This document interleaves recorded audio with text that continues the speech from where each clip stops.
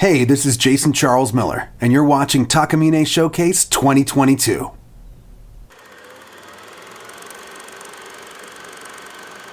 Welcome to Takamine Showcase 2022, a very special year in Takamine history.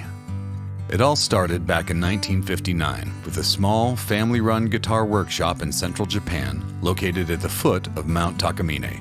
But it was a few years later, in 1962, that the little company renamed themselves Takamine Gaki Limited, after the mountain that towered majestically over the facility.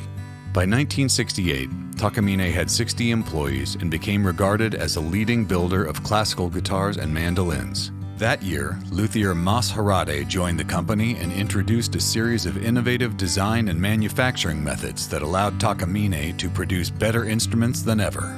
In 1975, Harade-san was named president of the company, and he spearheaded the effort to turn Takamine into a leading global acoustic guitar brand. A few years later, Takamine introduced the under-saddle palathetic pickup, which revolutionized the entire world of amplified acoustic guitars. For the first time in history, it was easy to take your acoustic guitar from the songwriting room to the recording studio to the live stage.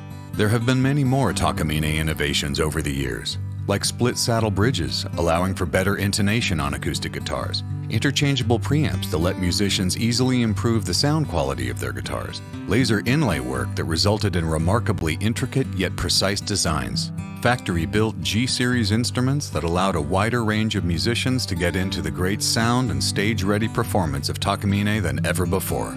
That brings us to 2022, the 60th anniversary of Takamine's humble beginnings in 1962. Today, Takamine makes guitars for everyone from beginning players all the way up to the most respected professional performers and songwriters in the world. The remarkable evolution of Takamine happened as a result of our passion to build great guitars and the incredible creative efforts of the people who play them.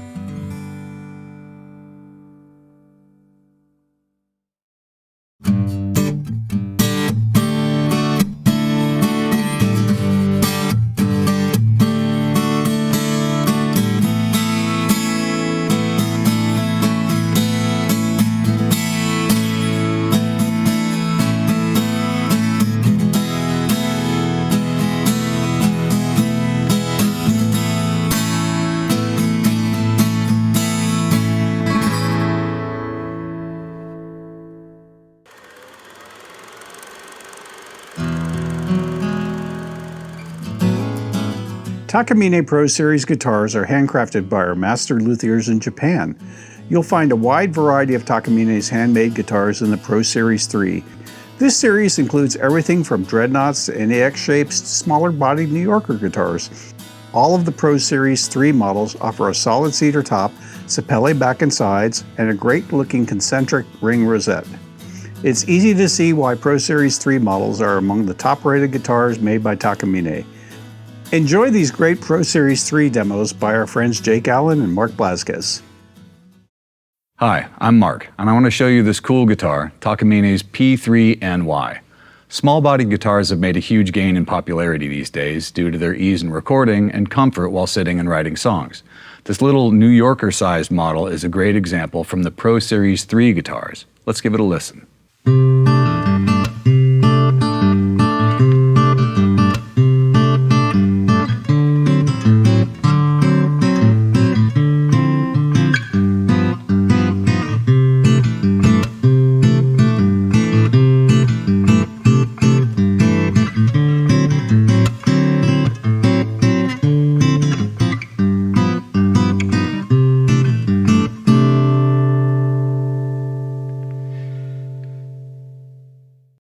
Hey, this is Jake Allen. Today I'm going to be demonstrating the P3FCN.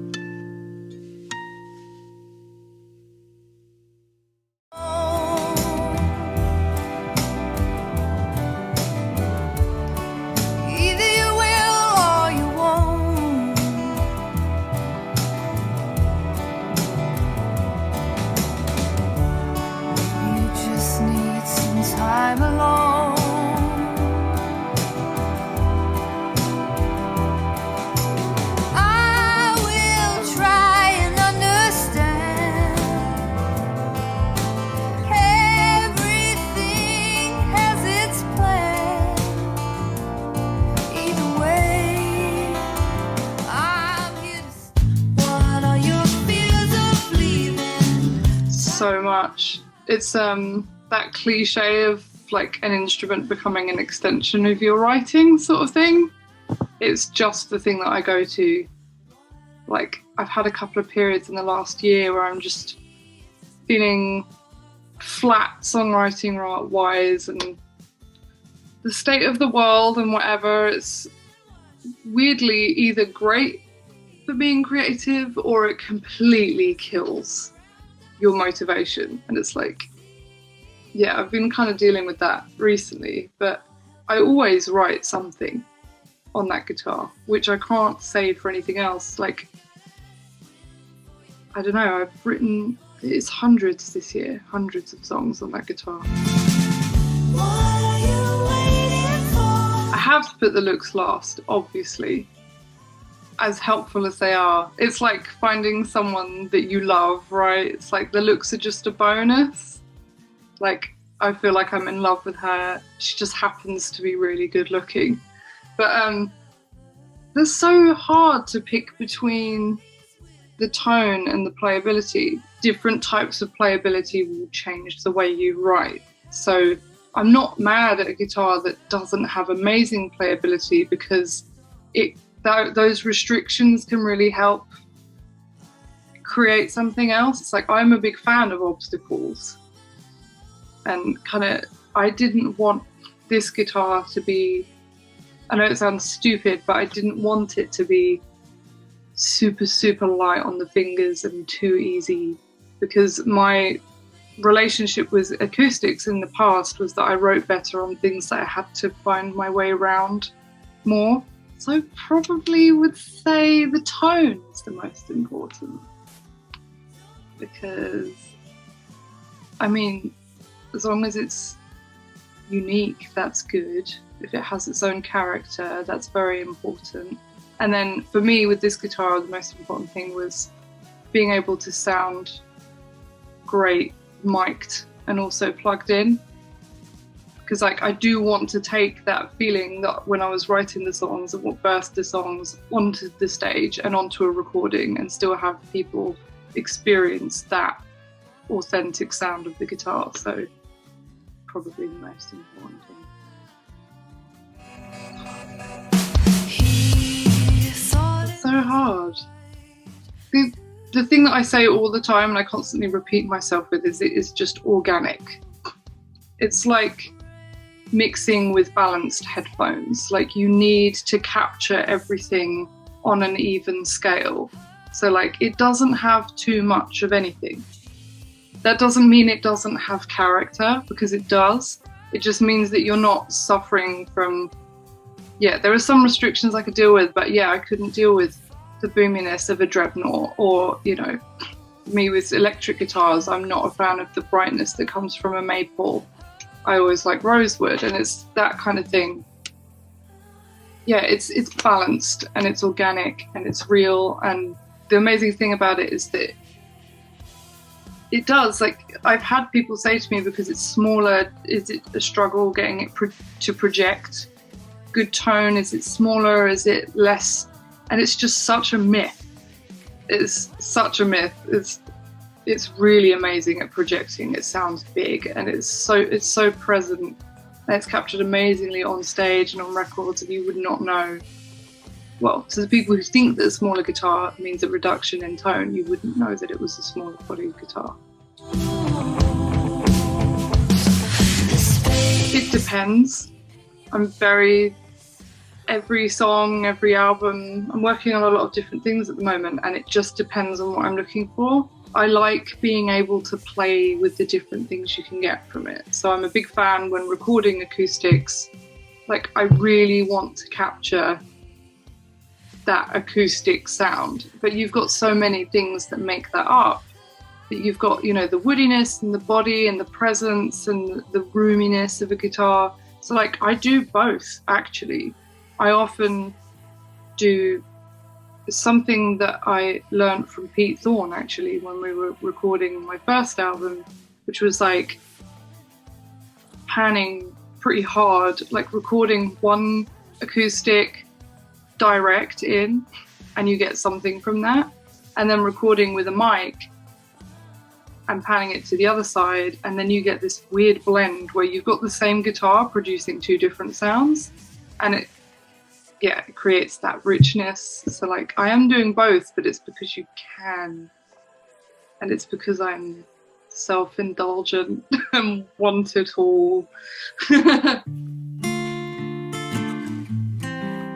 It is, like every major event in the world, it's been about adapting to new circumstances. So we do have new limitations that I wasn't expecting. I'm not able to play it as much with my full original band at the moment because of things that I think most of us can relate to, which is things like, I can't do that day, I need to work. I need to make money. I can't get from here to there. I just had COVID and I'm going to have to work extra hours, and it's things like that.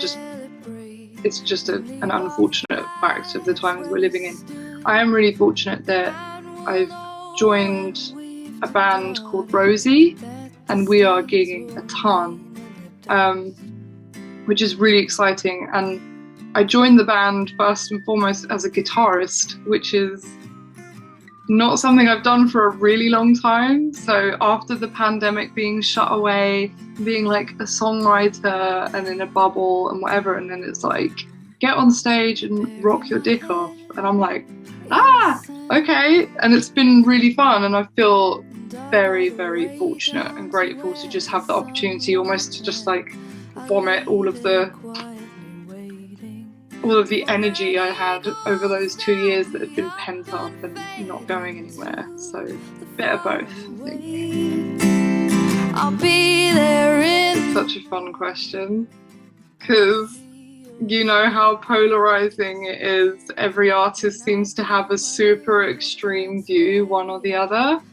I don't know many people that don't, and I think that's the interesting thing.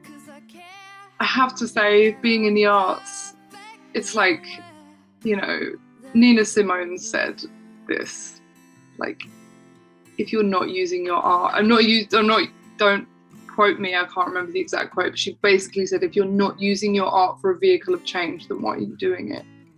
And it's like, that doesn't have to mean, and this is where I'm coming from most of the time, because I feel like I'm a very small voice in a massive pond, and yeah, I get that feeling all the time, but you know, songwriters have this amazing opportunity to be storytellers.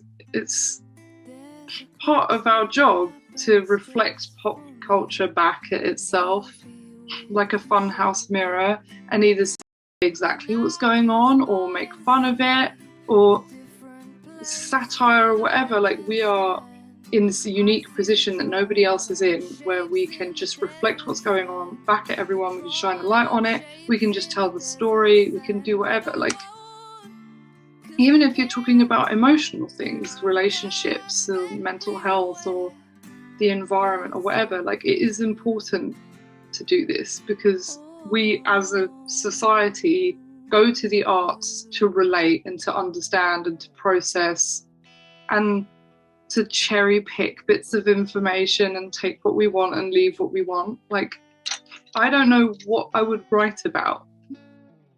Like, if you're totally against talking about social issues or what's going on in the world or what people are feeling, what are you writing about? Like, going to clubs, getting drunk, I don't know, like, you know, each to their own, but it's a missed opportunity, I think, if people don't do it every now and again. I was at primary school, so I don't have any musicians in my family. I don't have a musical background. I never studied music. I never had music lessons.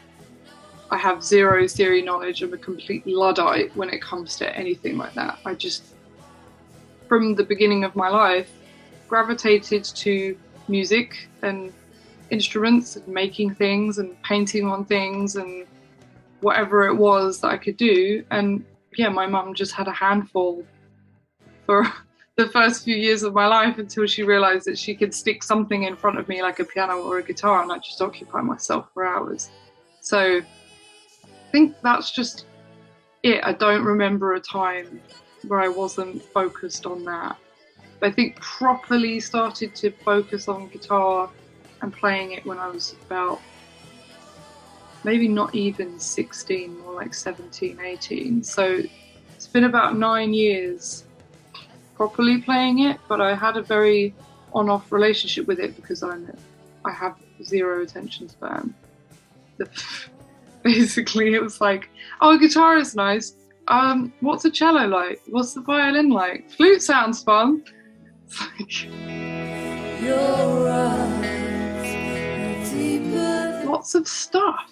So with the Rosie band, we, between us, have put together a little record label, an independent label called Ivy Records. It is not a spelling mistake, it is Records. And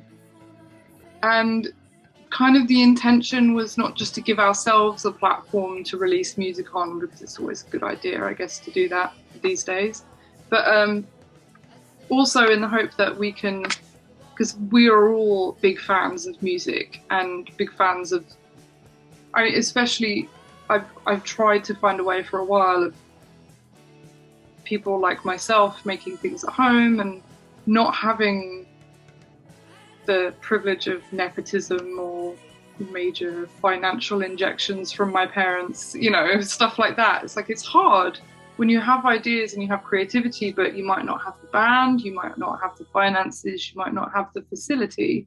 So like Ivy Records is basically, we are seeking out really talented people who don't have those things and might need those things. So we have Rosie, and then everyone who joins us is part of the house band. So somebody comes along that's really great, but they need a drummer. We've got a drummer. You know, they come along, they need a space to record. We have a space to record. They want to come and do a single, and they've never done one before, and they're an artist with loads of ideas, but they haven't had a producer to come and help them put them together. We have that. So it's like that mentality of kind of creating a community and a label where we release people. And so we've got a singles club in that vein. And we've got music out from Rosie, obviously, and music out from an amazing independent artist called Ivan Moore, who is going to be the next Shuggy Otis meets Al Green. He's fabulous and like so talented. So he's got 2 new songs out in which we used people from Rosie and from other bands to put it together. And then I've got my singles from the Singles Club coming out on April 29th. And they're all written and produced by me, and then featuring on one of them the guitarist of the Vaccines, Freddie Cohen, who's a friend. And we're all going to Mexico in May to write together and do things with our label, and hopefully one in Mexico, and like expand the family and get lots of creative people to do a bunch of music together.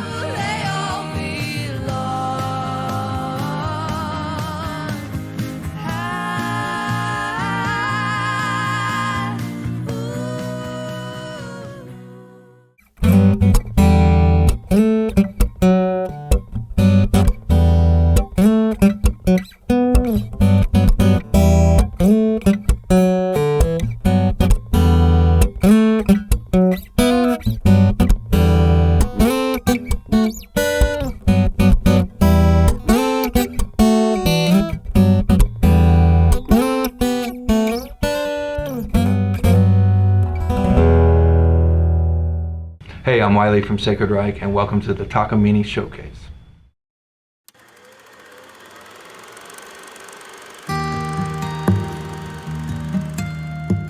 For musicians who are looking for high-quality guitars that fit their budget, the Takamine G series is perfect. No other guitars in their price range offer the stage-ready great sound and smooth playing feel you'll get at Takamine. For spring 2022, we've added 6 new guitars to the G series: the GD35CE and GD35CE12 in pearl white finish, as well as the GLD11E, GLN11E, and GLD12E and GLN12E. When you're ready to buy your next Takamine G series guitar, you can visit any Takamine dealer in the United States or go see us online at esptakamine.com. Hey, this is Jake Allen. Today I'm going to be demonstrating the GD35CE Pearl White.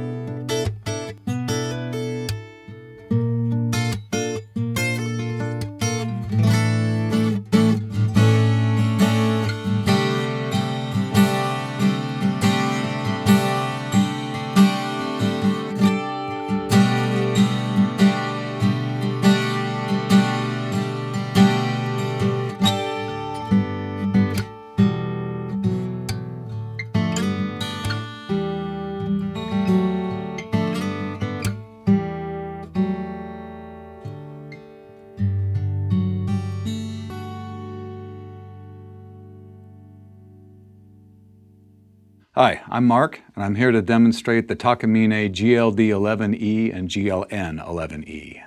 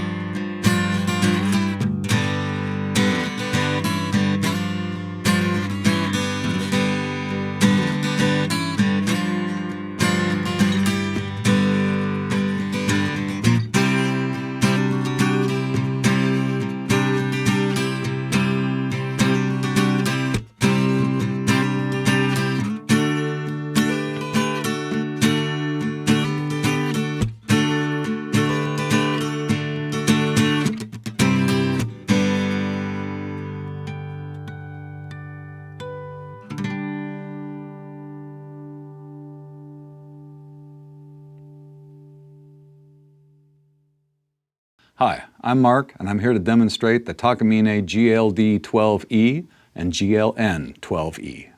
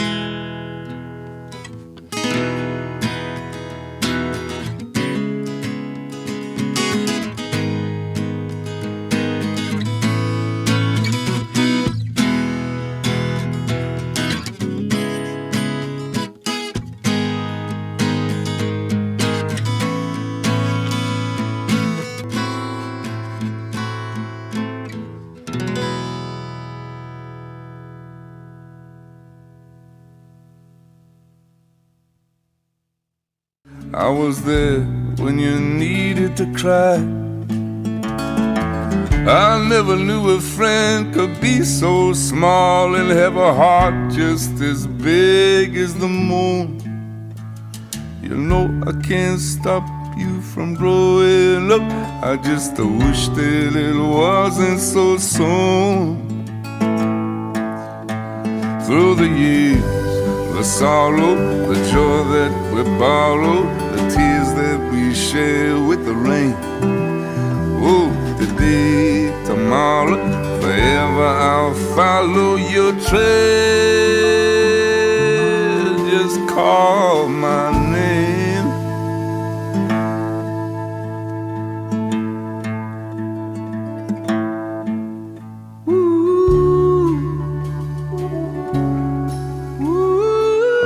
Yep, it was in my local music store. I was in my early 20s, and I was starting to perform live as a solo artist.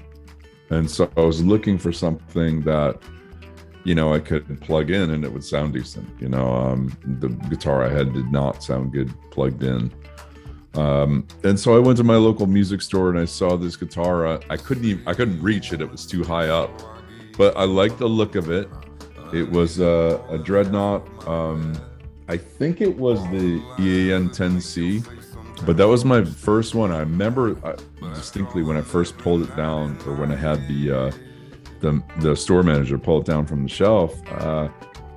The first chord that I played on that thing, my immediate thought was an upright bass. It had this like resonation in the body. And I think that had a lot to do with the cedar top and just the way that it handled the full body tone. It was like the whole thing resonated. I love the way it felt when I played it. Like I loved the vibration of it that it had. I loved the thickness of the bass that it had.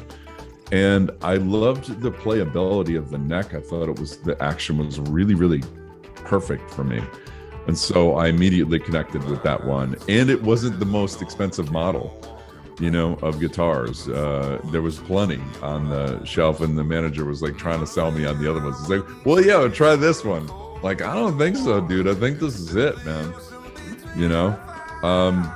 And then it was just a really pleasant surprise when I plugged it in, because the electronics were definitely better than any of the other models. Higher priced models, a lot of it couldn't beat it in my mind. So it was just the one that I stuck with because I couldn't find a better one. Didn't find a better guitar. I think it was more like, you know, the necessity is the mother of invention thing. You know, it was more like I had been in my head. I had been hearing this sound that I couldn't get anywhere. I wanted the feel of I like having the acoustic body in my, to hold that body because of the thickness of it. And I also like the way that the action feels on an acoustic guitar a lot. And the neck is wide. That's, I like that feel. But I did want the option of having more of an electric sound combined with that. And when I first started to hear this sound in my head, what I naturally did was I had a channel splitter, a little AB box, and I would split the Acoustic-Electric signal. So the jack going out from the acoustic guitar, the piezo pickup, I would run that through an amplifier, but also run a separate line so I could get it direct too. And that it was a taste of what it was going in the right direction, but I ran into so much problems with feedback on stage, because naturally you run an acoustic guitar through an electric amplifier, it's gonna feedback. The sound was less than desirable in terms of the tinniness of it. And so I was thinking, man, there's got to be another way. And it took a couple of years, and that part I can't take all the credit for, because I actually went into my local music shop. This guy, Peter, who runs this place called Color City Guitars, which is still around in Troy, New York. That's where I grew up. And I asked him, I was like, and he worked on guitars. He did some funky stuff to guitars and amps, kind of dressed them up in kind of a novel way. And so I asked him, I was like, what do you think about, like, how can we make this more electric? And he's like, well, I mean, we could try putting a electric pickup in it. But there were some problems with that idea. And one being that the space to do it, because, it already has the pickup in it. And where do you put an electric pickup with it? The sound hole was the obvious choice, because I was already using one of those rubber feedback stoppers on stage, and he saw that, and he's like, I think I could just put a electric pickup in here and wire it so that you have an optional electric pickup and the acoustic pickup at the same time. And then the other issue we ran into was, well, we got an acoustic string, so it's not going to sound great with an electric pickup. So you can do it, but it's not ideal. So I started using electric strings, but then I realized I wanted like thicker strings. So I started using electric flat wounds, and then I got used to flat wounds so much. I just love them so much because I love a dead acoustic guitar sound. I don't like this. I'm not one of those guys that likes brand new strings on the guitar and likes the way they sound. I don't like that. So the flat wounds naturally have this softer tone that sounds to me like dead strings, and using a heavy gauge, I use 12s. That along with the electric pickup, it was amazing. First time I plugged it into the amp and I just soloed the pickup sound. We used the Epiphone bridge pickup, and it sounded like an electric guitar to me, and then combined with the piezo pickup, I got everything I wanted. And the only thing left to do was to properly ground. There was some grounding issues with the electric sound and the pickup being in the guitar like that.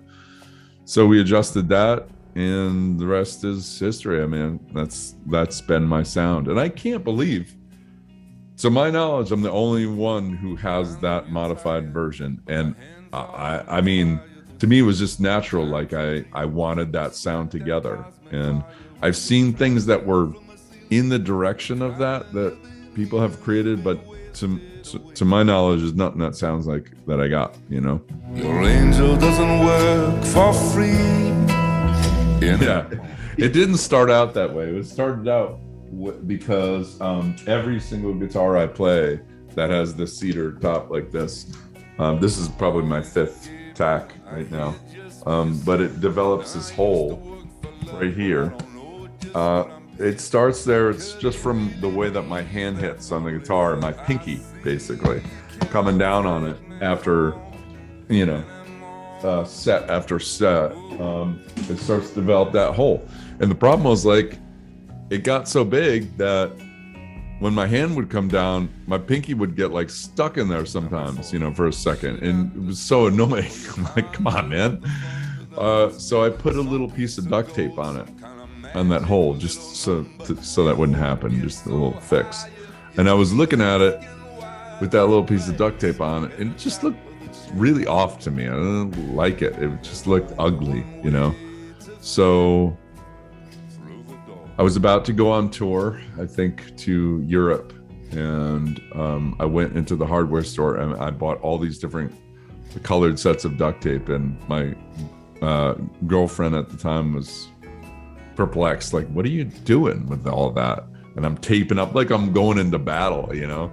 And I'm taping up, I just came up with some different configurations of like a tape design, just to make that one piece of tape not be so lonely. And so I got a little carried away with it, but then it became like, I like this because it sort of, it sort of identifies my guitar, you know, in a way that, I think is pretty cool. It reminds me of like, if you've ever seen this album, Big Joe Williams, he's a blues guy. He had this really crazy looking guitar that he modified, you could tell. But there's an album cover, I forget which one it is, but it's just the guitar. It takes up the whole cover, and it's leaning up against a fence or something. And it just looks all, all worn in and messed up. It's got wires hanging out of it and stuff. And it's like, yeah, that's kind of the way I want mine to look, you know? Just really distinctive. And so it just turned into this thing that I think was its own, you know? Well, for me, I'd say the feel is probably the most important, because the other stuff you can kind of mess with. And in terms of the looks, I mean, you've seen my current axe. It's seen better days in terms of it's the visual aspect, but I sort of made it my own. And I think that playability, though, just the feel of it, that's really important to me. And it's also intrinsic to, like, when you get something that feels really right, it does have this intrinsic ability to be like sort of your only guitar, because you get tied to the way something feels so much that if you grabbed another one, it's just not right. It doesn't feel right. You know what I mean? So you're naturally going to gravitate towards something that has just a great playability and feel to it. So, in terms of the tone, I also do a lot of electronic things manipulating the guitar, so that kind of changes it too, but I like the built-in electronics to carry the bass really well in the body of the guitar. That's what I really look for. If it doesn't do that, then I probably wouldn't even use the internal electronics, you know what I mean? But I was definitely turned on by that quality it had. Yeah, they do. Occasionally I will write something on piano, but I don't really play the piano well, so I do like to mess around with it, though, But primarily, yeah, it's acoustic guitar that I'll bang out something at first. With the case, but we ain't got the gold. Usually, yeah. More times than not, it's a chord or it's a riff that sort of guides the song. I'll come up with lyrics usually afterwards. But it is, the melody and the guitar kind of come together. Certainly, because I'm singing a lot while I'm playing, but it has happened. I'll just get, I think this is the sort of the magic of it, is that for me, it's like, it happens when you're not looking for it, that's like a parallel for a lot of things in life. But with something that is inspiring, like a chord or something like that, if I go looking for the chord or I'm trying to find something different, it usually doesn't happen. It's more times than not, it happens when I'm working on something else. You know, those in-between moments that are created out of thin air, you know, and more times than not, I will find something cool out of those in-between spots and instinctively know, oh, this is kind of interesting and novel, you know, and then I'll go from there with that. And I'm trying. I was about 10 years old. I mean, I was obsessed with music when I was, you know, ever since I can remember. I was coming up with melodies and it felt like I was writing little songs, but it wasn't until I was about 10 that I got interested in guitar. And actually it was a bass guitar that I started on, but I didn't even know what a bass was supposed to sound like then, you know. So I really got into bass because that's what, when my friend and I came up with our own band, nobody wanted to be the bass player, so I got stuck with doing the bass, you know. But I moved to guitar when I picked up an acoustic, and I just taught myself, really. I took a few lessons, but I really just taught myself. And I'd say when I was about 12 is when I really, like, in earnest, started practicing and started writing my own music, you know. When my son is a man, he will know what I meant. Yeah, it's a good question. I mean, since I've gone out recently, I recently came back from a Midwest tour, playing some of the venues that I've you know, frequented for the last few years, and you know, it's not what it was pre-pandemic, you know, in terms of the numbers. Certainly people are excited to get out. The ones who show up are like thrilled that there's live music, you know. But you know, I think while just from my perspective, it doesn't seem like this is like totally going away. So it's just a matter of, like, you know, adjusting to the new norm, I think. And once people get more comfortable with that, maybe we'll see the numbers come back to close to the way they were. So it's better than nothing, you know, certainly. It's been better than nothing. It's been better than, you can take the online stuff so far, you know what I mean? And there's a lot of challenges with that in and of itself, you know. But when you get a chance to do actual real live, you know, it's, even if it's not the numbers that there were, it's better than nothing, you know, for sure. I don't want to kill your buzz, but baby, I was losing so damn hard. When choosing an acoustic guitar, there are many variables that come into play. Body shape or size, tone woods, and even color can enter the decision-making process. All of these, except for maybe color, can flavor your choices. One that doesn't maybe come up as often is the variable of scale length. Scale length can shape the tone and feel of a guitar, as well as the ability to withstand tuning extremes. First off, what is scale length? It's the distance between the nut and the 12th fret of the guitar times 2. If you were to measure from the nut on the high E side of the guitar to the saddle, and then on the low E side to the saddle, you'd have different measurements. This is because the saddle is compensated to help the guitar's intonation or ability to play in tune.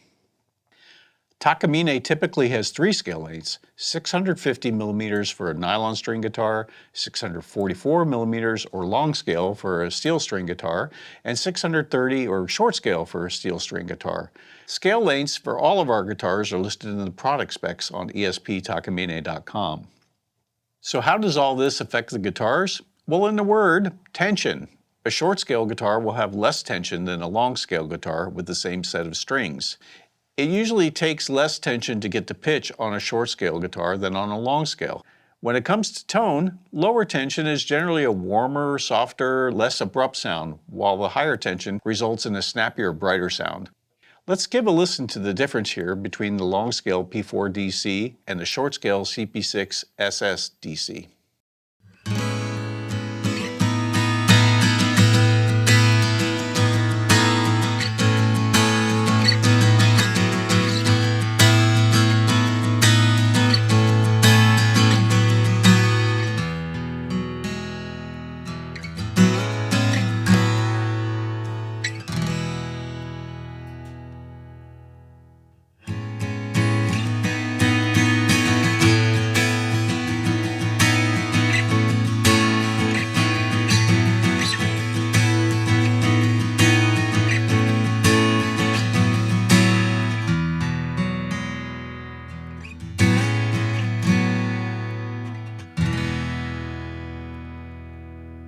Another variable affected by tension is the ability to bend strings. On a short scale guitar, it's easier to bend notes because of the tension being lower. Watch this example here, remembering that the Sunburst guitar is a short scale.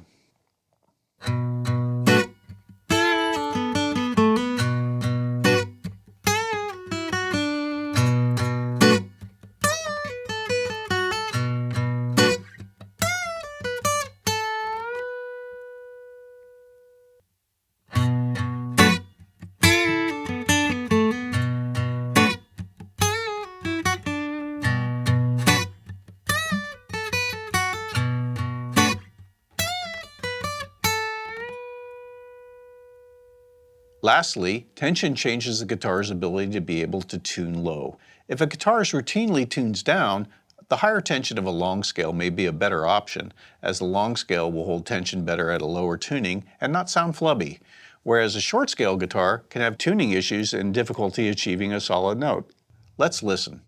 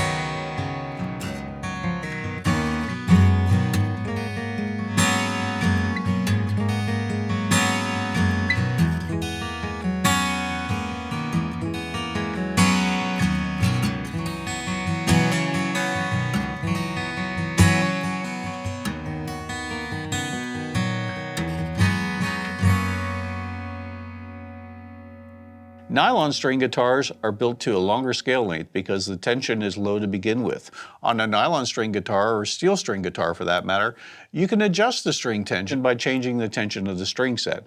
On steel string guitar, you can increase the tension by going to a heavier gauge of string. I hope this satisfies your curiosity about the differences in short or long scale lengths. As I always say, we're always happy to give you another excuse to buy a Takamine guitar.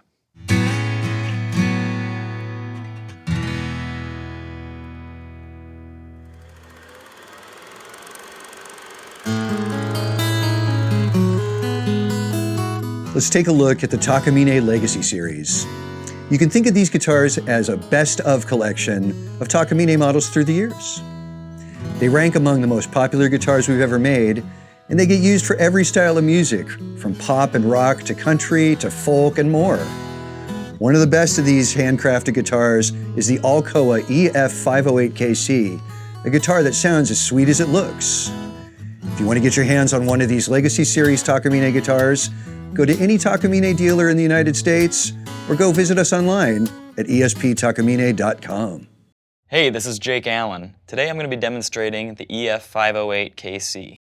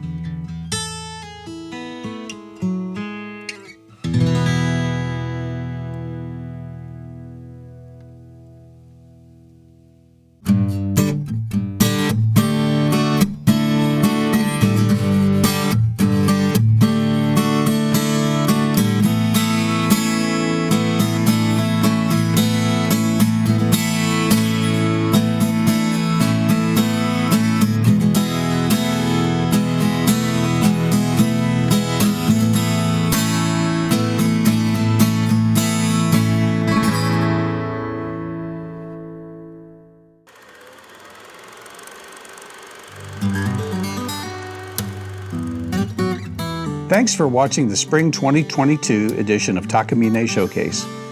We'll have more Takamine Showcase events throughout the year and more guitar demos and interviews to enjoy.